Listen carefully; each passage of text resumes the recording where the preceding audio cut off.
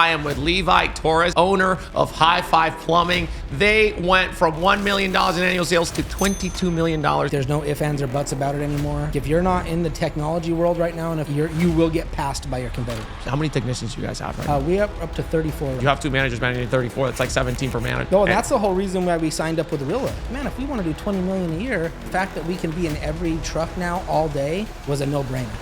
What's up, guys? I am Sebastian Jimenez. I am the founder and CEO of Rilla, your host of the Rilla Labs podcast. And today I am with Levi Torres, who is the owner of High Five Plumbing, Heating, Cooling, and Electrical. And this is a really awesome story that's going to resonate with a lot of contractors out there in the country. High Five Plumbing, Heating, Cooling, and Electrical, they went from about $1 million in annual sales in 2016. And 9 years later, with the COVID years, with implementing a lot of technology, changing management, leadership changes, they went from $1 million in annual sales to pacing to $22 million this year. And we're going to talk all about it and how Levi did that. Levi, thank you so much for coming to New York City and to the podcast. Thank you, Sebastian. We're glad to be here. You got an awesome facility here. I'm really excited to be on this with you. Thank you, man. Thank you. And so Levi, one of the cool things about your story is that you actually didn't start doing home services. You started in new construction. So tell us, how did you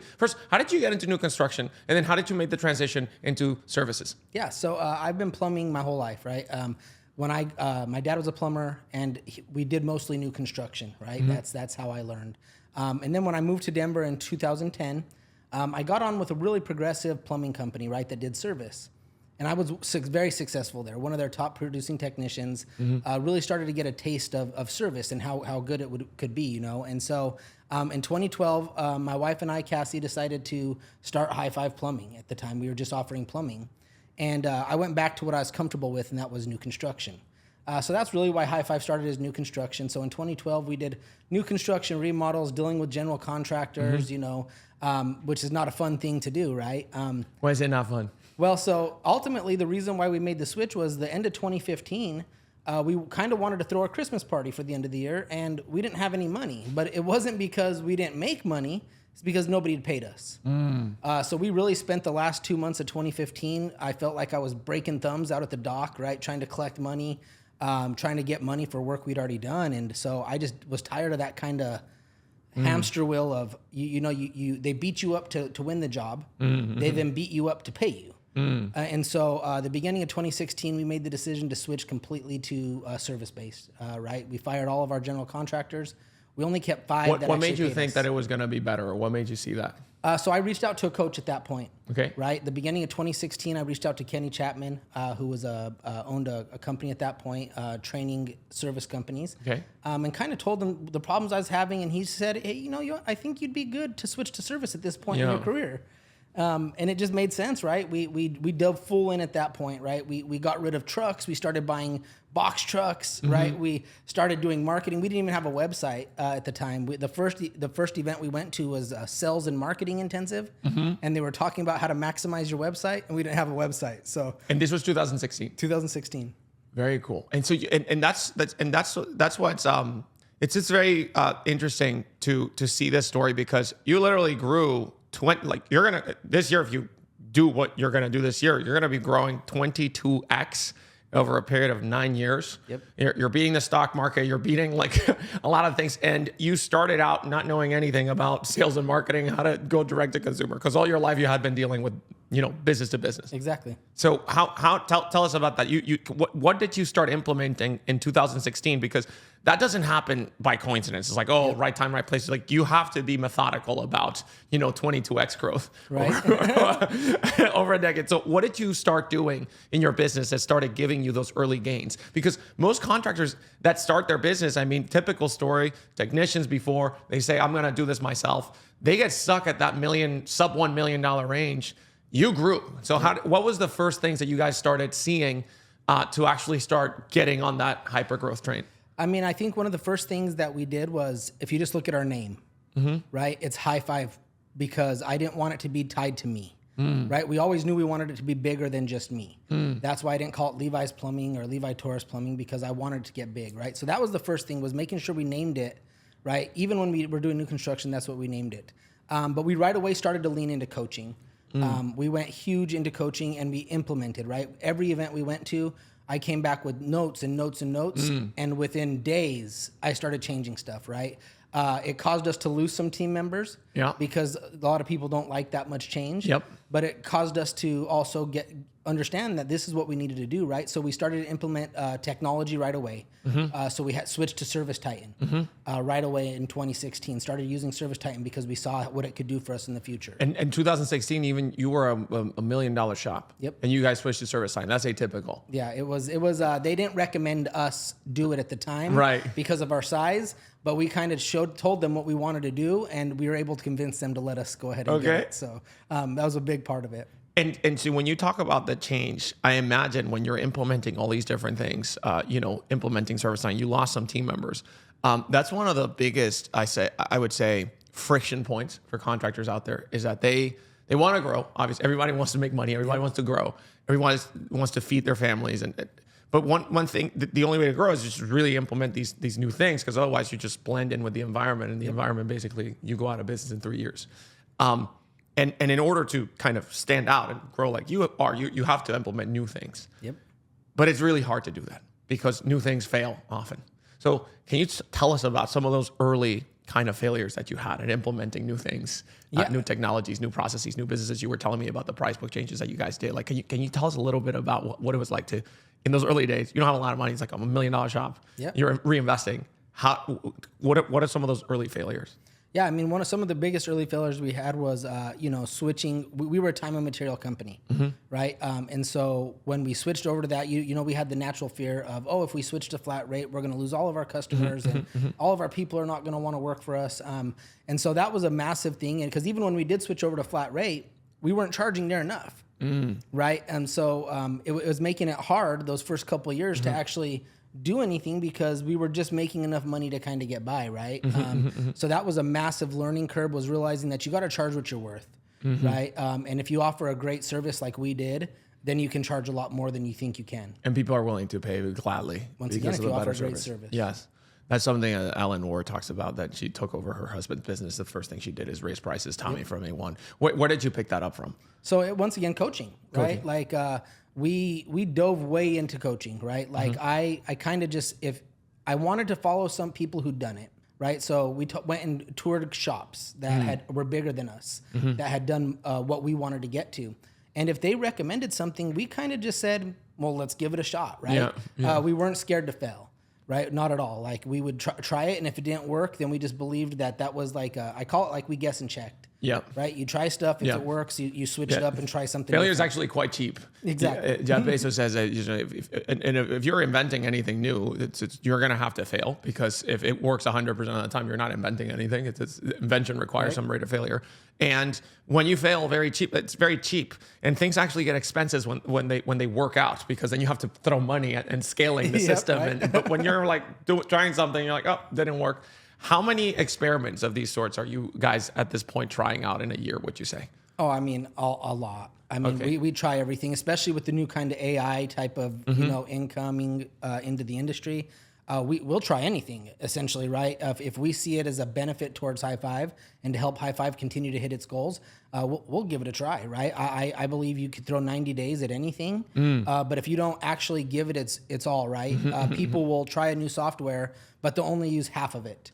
And then they'll get mad because it doesn't work after 90 days, right? Where if you're going to invest time and money into this, then truly invest it, right? Truly spend the energy to say that you gave it its all. And if it doesn't work, well, now you can say you tried 100%.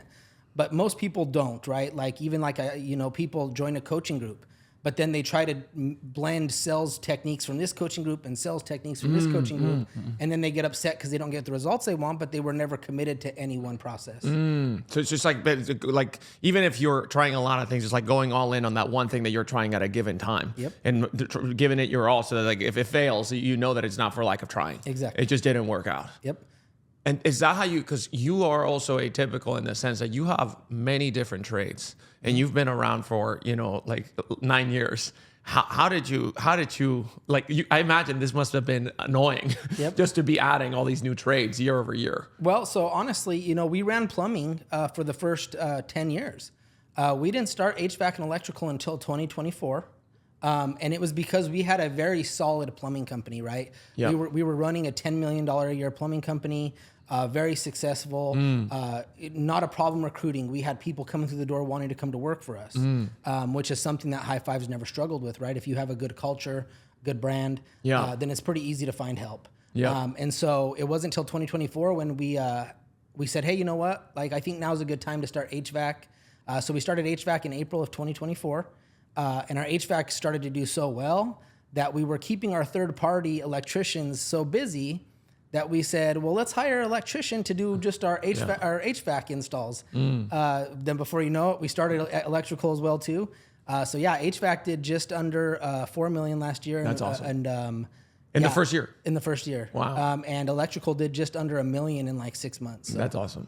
How did you talk about the culture and your brand, which is really cool. How did you talk about that? Because I think you guys, and I'm going to ask you a bunch of questions, but how did you guys generate that? Yeah, so it was funny. So when I went to start our company, me and my wife were sitting at the kitchen table, and we were trying to think of a name, right? And we're doing all the normal stuff, thinking about the phone book order, which it doesn't matter, right? But that's what we were thinking. Like, Google does not sort by alphabetical plumbing, order, right? So we were starting to do that, and my wife came up with a great name, and I said, "Oh, that's a good one, High Five," and we high fived, and we were kind of like, "Huh." High Five Plumbing. Every call ends with a high five. And that's how High Five was started, with that name like that. And you just said that, like, every call ends with a high five. You actually coach your people. Mm-hmm. Was that from the beginning that you coach your guys to high five the customer? Yep. It's been one of our key performance indicators we've tracked since the beginning, is how many high fives are you getting every day. How did you used to track it before Rilla? We would have them submit pictures through text. Oh, that's so cool! Like, high-fiving that customer. Hey. Yeah, and that's how we would do it. We'd have a dry erase board with everybody's name and put how many high five pictures they had on it. So that is so cool. It's just some of the biggest, even in technology companies, like people think that business, figuring out how to go into hypergrowth, it's all about like finding some secret sauce formula that's like unknown to the rest of human beings. And sometimes it's just like the simplest stuff that just like high-fiving the customer that starts the foundation of a great brand where the employees feel great, the customers feel great. We have some Rilla data that we did for your account, because you guys are using Rilla. Your guys are crushing it, by the way. You have two managers. I was just looking at their metrics. What are the names of your two managers? We have Isaac and John are the two who are on Rilla every day. So I think that John is doing like a 200 ride-alongs a month or something like that, and Isaac's doing like 100 ride-alongs a month or something like that. So it's basically like reviewing every call, giving feedback. And one of the things we did is we went and did some data here. And we're gonna put it somewhere in the screen here, that when your guys are offering the high five to the customer, like when we capture that, hey, there was a high five with a customer, the close rate is 53% versus when there's no high five offered, the close rate is 40%. So that's a 25% increase in close rate, just from, actually 30% increase in close rate just from offering the high five. And the average ticket is $1,300 when they offer the high five. When they don't, is $1,000. So the average ticket is 30% higher. The close rate is 30% higher just because you're offering a high five. Yeah, I mean, it's a positive transfer of energy, right? When somebody asks you for a high five, it's hard not to smile, right? It's hard not for both people to be happy about it. So we truly believe that the high five is a massive part of what we do. And that's one of the things that we've seen in like looking at some of the top performing salespeople. Like they do these really simple things that just lower people's defenses, make people trust you. Doug Wyatt, one of our friends from Synergy Learning Systems, he's in Denver, Colorado as well. Awesome. So he basically told us like, one of his things that his top performers used to do back in the day is like they pet the dog, and then like if you see a dog, that's an amazing opportunity to break the tension. That build rapport with the customer. We actually did an analysis of Real Masters. Petting the dog also gives you a bump in close rate. It's just like a simple thing. Like we had a guy who brought their customers coffee. He was like, if it's an early meeting in the morning, it's like, I brought you some coffee. I brought you some. I stopped by when they go get breakfast themselves. They think about the customers like, I brought you some coffee. You want some coffee with some water. And you guys do something similar too, where you guys sell merch, right? Yeah. When did that start? Yeah, so it was 2018. And we actually had an NFL spokesperson that was doing radio commercials and stuff for us. Okay. And I went up to him one day and I was like, hey, can you do me a favor and wear one of our shirts? That is so cool. And then go to the park and post some pictures to social media. Like, I don't want you to shout us out at all. I just want you to be like wearing our shirt as if you were wearing it out in the day. And he told me no, because plumbing wasn't sexy. And so like it actually was a kind of an eye opener, because it caused me to sit back and look at our stuff. And I said, man, would anybody wear our stuff if they didn't work for us? And the answer was no. Like the only way they were going to wear our stuff is if they work for us. So man, in 2018, I started drawing up sketches of different hats. And so we have like 23 different hat styles. We come up with a different shirt every quarter. Different versions of high five, different styles. So we've now sold over 2,000 items to 25 states and Canada. How much revenue is that generating? Well, we don't do anything with the revenue. Actually, all of you the give money, it back. We all give it back to our High Five Cares program, which is our give back program. Talk about that. So in the beginning of 2018, we wanted to start to give back to the community intentionally, right? We wanted our business to be intentional about giving money back to the community. So we started the High Five Cares program. And it really just was a way for us to start to give back to the community. And we started having so many customers and people ask for hats and T-shirts, because as you can see, it doesn't say plumbing anywhere on it. It's just High Five, right? The logo. And so we said, well, what if we just made a website? We don't want the money. We didn't want to have to deal with, all the stuff that comes with running a clothing company. Right. So we said, what if we just give all the profit back to the nonprofit of the month? And so it's just a massive branding awareness. That's so cool. And it allows us to spread High Five around the whole country. And it's an amazing marketing for like people feel good wearing the high, because they know that they're supporting a cause, and then they're more likely to call you guys back. Is that I imagine that's like some of the key foundational elements of the culture that you guys have built, and like why you keep attracting people, because even employees probably see your shirts around. They see the High Five name everywhere. It has association with joy, and like is that what's going on? Yeah, we've even had we've had technicians at one house, and a next door neighbor comes over wearing our hat and talks to our technician. That is so takes cool. a High Five picture with him, because they just, once again, it's our brand, right? It's a movement. It's more than just a plumbing company at this point, right? High Five's more of a movement in our area than a plumbing company. That is awesome. That is such a Colorado story too, by the way. It's the only state in America that would produce like that. Right. Yeah. It's like making a deal. High five. It's not a handshake. It's like high five. That's how it works. That's how it works. How you've kept up with implementing technology. This is something that we see. I mean, we are a technology company, so we see contractors implementing technology all the time. And this has been a key part of your success, that you just have gotten really good at implementing stuff. Talk about, like, with Rilla, you guys have all your guys on it. Everybody's using it. Talk about how did you guys, because usually with Rilla, there's a bump, which is like, the technicians don't want to use it because they don't want to be micromanaged. Mm-hmm. The managers, they don't want to be, doing another thing in their day to be like coaching and giving feedback on every call. You guys are doing it. How did you guys figure out how to get everybody to buy in, from the team, from the technician to the managers, to the point that they have? So I think it has to do a little bit with how you're structured before. Okay. Right? Because we've always done vision boards with all of our technicians, right? Whenever you come to work at High Five, you build a vision board. And it's so we can see what you want to get in life, right? It's awesome. So we can see the things that you're wanting to accomplish over the next 3, 5, 10 years. So that's the first step, because you got to know what people want in order to get them to how to motivate them, right? Yeah. How to get them to do stuff. And Nick Saban talked about that at the Rilla Masters. Like, literally does the same thing. It's vision. It's so big. Vision's so big for High Five, right? And getting your employees to have a vision. So we now saw their vision. We know the things they want to accomplish. So when we heard about Rilla, right, beginning of 2024, we just saw it as a tool to help them get their visions, right? And so when we rolled it out and we went and talked to our people, it was really just another tool to help them accomplish their vision board. Right now we can be with you in every job. Now we can coach you and train you to help you get the things you want in life. And so that's the way we painted it, right? It was never a hey, we want this so we can. It was 100% painted as a tool to help them just get the things that they want in life. And if you operate that way with your team, it makes it a lot easier to implement new stuff, right? Because they now trust you that you wouldn't do this unless it was actually going to be something that's better for them. Yeah.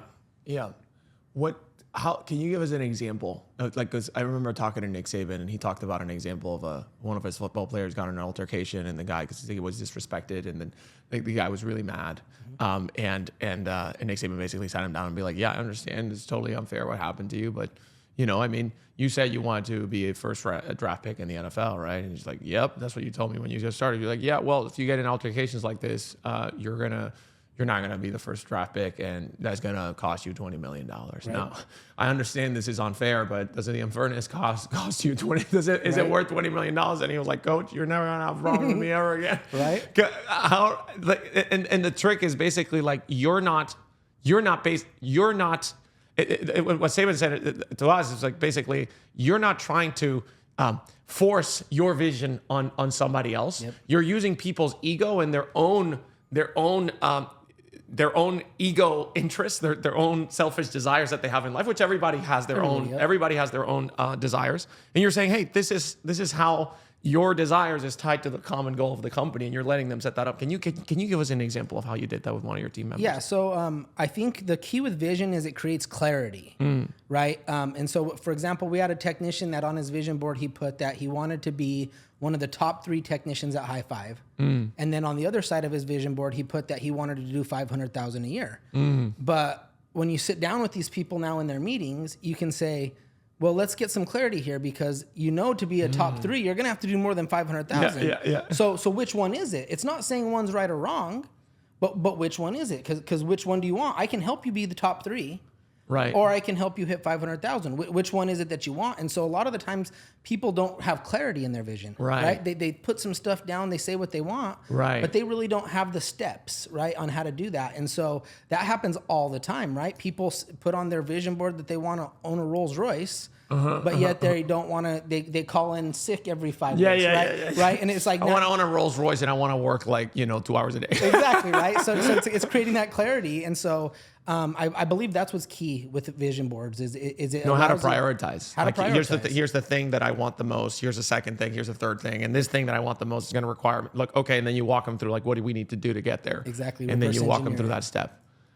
How has that gone? You talk about the coaching. Your managers are doing a ton of ride-alongs with Rilla. How has that seeped into your coaching? Like the type of feedback that you give people, you always tie it back to their original vision of what they're trying to do. Yeah, and so we are big on meeting one-on-one with our team. We try to get together with our team at least every manager meets with his direct employees at least once a month with a 1-hour one-to-one meeting. How do you guys run those? I always find that they're very called interesting. EDMs, Employee Development Meetings. Yep. And we use Trello like our project board, and everybody has a Trello board. And so we always discuss and say, is this something that, because truly nobody wants to be micromanaged, right? You talked about it. That was part of the reason why people give some pushback with Rilla, because they don't want to be micromanaged. But it really does give you the ability when you meet with people that frequently, you now as a manager can decide what is this person doing that requires a phone call? Like right now, hey, we can't do this anymore. Or is this something that can wait till our next monthly meeting, right? And so it makes it to where when people don't feel like you're micromanaging them, but you're actually just trying to help them get to the next level. And whatever that level is, right? Everybody has different definitions of success, right? And that's why my definition of success may be different than our technicians. And so I'm not going to force them to do what I think is success. I want to know what they think is success, right? And so that's really where, like I said, that with Rilla now we can go in and say, hey man, I know you want to do $12,000 in sales a week. Right. These are some of the things you can do to hit $12,000 a week. And then you cater the feedback. How many technicians do you guys have right now? We are up to 34 right now. Oh, that is amazing. That is awesome, man. And you got 2 managers managing the 34. Yep. That is wow. And so each manager, so that's talks about the testament of the unit economics and the efficiency, because you have 2 managers managing 34. That's like 17 per manager. That's a lot of people per manager. No, that's the whole reason why we signed up with Rilla. Yeah. Because we knew where we wanted to get. And we were already struggling to do ride-alongs at the size we were at the time. And so when I'm like, man, if we want to do $20 million a year, I'm going to have a ride-along manager. Yeah. I'm going to have somebody just riding along. Making sure that everybody's following the steps, helping them. Yeah. Right? And so that's when I was like, man, the fact that we can be in every truck now all day, was a no-brainer, right? It literally was a no-brainer if you're wanting to scale and grow. What other technologies have you implemented recently that have helped the business dramatically? So I mean, you talk about ServiceTitan in 2016. Yeah, so another one that we use, it's massive, has been Trainual. Okay. It's where we hold all of our SOPs and all of our how-to videos and everything on everybody's iPads, which eliminates gray area, right? Like that's our key is in order to grow and to grow quickly, you can't have people calling asking you questions all the time. Right. So we're very systematized. We have a handbook for most positions in the company. About 75% of every position in our company has an operating manual for them. When did you set that up on training? So Trainual, we've had Trainual for about 4 years, but for the last 2 years is when we really started to like implement it and add videos and really make it to where it was a how-to function. Yeah. And that's been a massive one. But we use that. We use Chirp, right? I'm sure you've heard of Chirp as well. We love Chirp. That's been another part of our AI. We use a lot of AI for our after-hours booking. Okay. Right, booking calls. Like a call center Exactly, AI generated. right. Which one are you guys using? We use this called Booking Buddy, and dang, I don't remember the name of the other one, but there's two that we're using. Avoca? Not Avoca, no. Okay. It's through our marketing company that we use. But yeah, like once again with AI, like you have to be trying stuff. Yeah. Right, because if you don't, Trying then and failing. once again, if you don't try it, then you're gonna just get left behind. The cost of failing with something like super, like if you try something for 90 days, like you said, you're just gonna. The biggest thing, you're going to waste a little bit of time. But if you're not trying it, you're going to miss out on that one thing that actually does make that 10x improvement. And that thing that does make that is the difference between somebody who stays stuck at $1 million and somebody who grows to like $14 million. Yep. Oh, and actually, we just started using somebody who was at Rilla Masters ProBook. Oh, ProBook. Yeah, I love them. That's a great ProBook product. Dispatch. We've been using them now for about 3 weeks, and it's allowing us to be able to train dispatchers now crazy fast, because that was one of our hardest positions to hire for was dispatch, because it's more than just clicking some buttons and moving some calls, right? You got to kind of know what you're looking for. And so ProBook allows it to now think the way we think. And now we can hire some people who are a little bit more just like make sure that all the boxes are checked. That is, we've had all of these people in the podcast, so I'm glad to see that we're thinking of. And you met them at the Rilla Masters. Yeah, I actually went to their breakout room, and I signed up for a demo right away. Oh, that's on the awesome. spot. That is awesome. Yeah, so I've been very impressed with their product. George is a great. I don't even know if he has an office, because he's like always traveling, visiting customers. He go and visit you guys or no? He had one of his team came out, but they came out on, and that's what I think was the biggest thing, right? It wasn't like they just said, "Oh, here, use this. Sign up with us." They sent somebody to on-site for 2 days. Yeah. There was somebody at ours training our dispatchers how to use the tool. That's awesome. How to use it. So like, once again, it's about committing to it, right? And not saying, oh, well, we're only going to use half of this function and we're not going to use that function. No, we committed 100% to whatever ProBook said was best functionality. We adjusted our time slots. Like, we changed everything. Like, we used to do 2-hour appointment windows. ProBook said it'll work better if you do 4. We said, sweet. We switched to 4. Literally in 2 days, we switched to offering 4 hours. Yeah, the reason they do that, which is, I mean, I realize we do the same thing. Like, we actually measure how many, we call them ride-alongs. So we go out on physical ride-alongs with customers, and we go and see them working and using the product, and, going outside, because what George is doing, people think like, oh, it's just service that he's offering to the customers. Yes, it's service, but he's also getting a ton of learning from like being on site with customers, seeing what the best operators are doing with the tool, learning, and then he can tell you like, hey, from what we've seen, the best thing is to do 4 bookings instead of 2. And so all these little micro learnings, which is the thing that adds up. Even with technology products, like you have to be so embedded with the people using your product. To understand how they're using it, what they're doing. So that's and also as somebody who's implementing the technology, getting in the weeds and understanding like, okay, there's always a human behind the technology. Yeah, still has to be somebody. So what is that interaction between the technology and the human being? How can I optimize it as a business? And not only the people, us, Rilla, ProBook, building the technologies, but the people implementing it, or the owners of the companies, getting in the weeds and understanding how it works, right? Because then you mitigate the risk of the shelfware of like, hey, first it's not being used, or it is being used, but it's not providing any value, because you as as a business owner, like I see so many times like business owners, they go, oh, let's implement this technology. Then they have no idea what their team is doing with it. Yep. And their team might be crushing it, but the owner doesn't know. Yeah, so it doesn't build as much value. Right. Because they don't know. They don't know. And so they don't know what learnings to take from that and be like, oh, we implemented that and it worked like this and this and that. How do we fix it? How do we change it? How do we make it better? When we implement something new, what do we take the learnings from this? So it sounds like you're getting in the weeds when the technologies are being implemented. Oh yeah, I'm a huge fan of implementing the technology, right? Like I want to be involved in it. I want to know how it works. I want to know how we're using it. I want to know what we're doing with the data. Like that's a big part of me and technology when we bring it into High Five. Who is it mostly you who's the idea generator at your company? I mean, my wife Cassie comes up with most of the cool ideas, and then I implement them. Okay. She comes up with these ideas, and I'm like, we can pull that off. Let's get that going, and then I'll dive in and start to make it hapen. Is the creative energy of the mountains, man? You guys exactly right. Yeah, I just recently learned that Trey Parker and the Matt Stone, the guys from South Park, are from Colorado, and I was like, that makes so much sense. It does, right? It makes a little more sense now. That's so funny. What would be your advice to contractors out there that are looking to grow their business, implement technologies? What would be like 3 key pieces of feedback that you would give them if they're, I mean, you talked a lot about, getting coaches, failing fast, building great culture. What would you tell them? Yeah, I mean, the first one I would say get a coach, right? Get somebody who's where you want to be. It doesn't have to be a coaching organization. Find a business that will mentor you, right? There's in the trades, most people want to help. Right, that's what I found. If you ask a company, "Hey, how are you doing this?" It's not like they're like, "Nope, don't want to help you." Yeah. Very rarely happens, right? Even local markets, right? Even competitive, yes. Like it's not a thing. So find a coach, find somebody who you want to be like, right? Who you see as successful, who you see as your company getting there, and reach out to them, right? That's the first thing. Start to learn from other people because I call it the dumb tax, right? You can save a lot of money on dumb tax if you go see people who have done what you're trying to do. And you don't have to go through those same pains, right? So that's the first thing.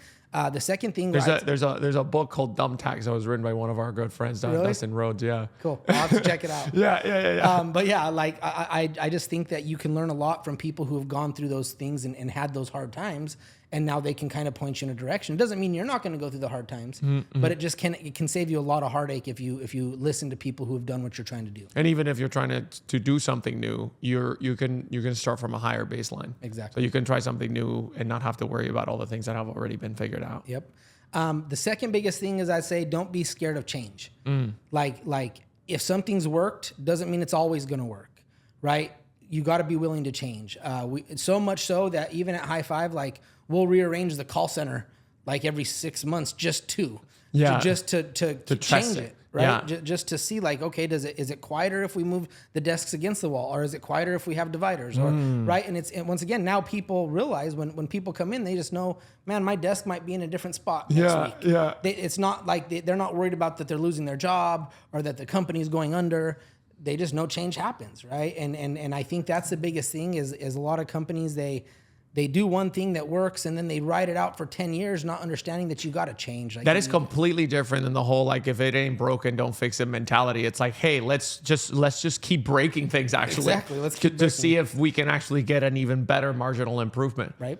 And so that's a big part of it, right? Change. Don't be scared of that. So change, coaching, and the third is technology. Like if you're not in the technology world right now, and if you're not trying to use it, you will get passed by your competitors. Like there's no ifs, ands, or buts about it anymore. The day and age we are in the trades, like you have to start to implement technology as much as you can.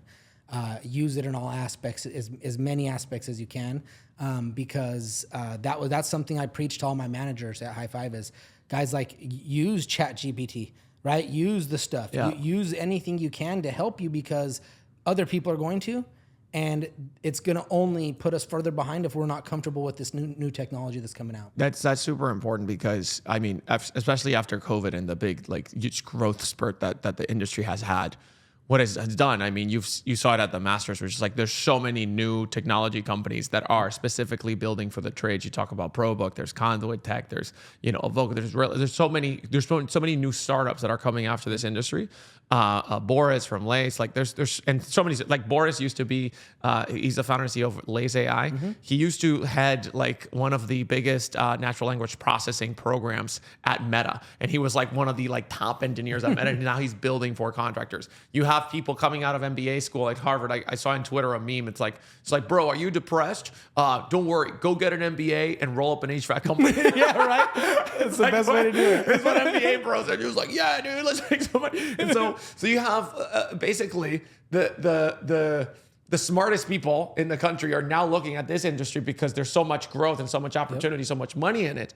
And so basically contractors are now competing with very sophisticated operators that come from a tech background, whatever it is. The advantage that contractors have who've been in the industry is that they know the industry way better than anybody else. So if you actually put an entrepreneur who's obsessed about improving their business, who knows how to actually operate the business, and you bring all this tech layer on it, it's almost like you're putting an Iron Man suit on that contract, and you're like, and then they beat the crap out of it. And that's what we've seen happen. Like the biggest businesses, even the biggest roll-ups and private equity-backed companies, the ones that are being the most successful are the ones who have a really great contractor entrepreneur at the helm, who's also very sophisticated when it comes to the business side. And it's actually easier to teach a contractor how to operate with highly sophisticated technologies than it is to teach an MBA graduate 100%. how a trades business should operate from the ground up. I agree with that 100%. So that's an opportunity. That's an advantage for people that people should understand. It's like, yes, the competition is getting tough, but if you actually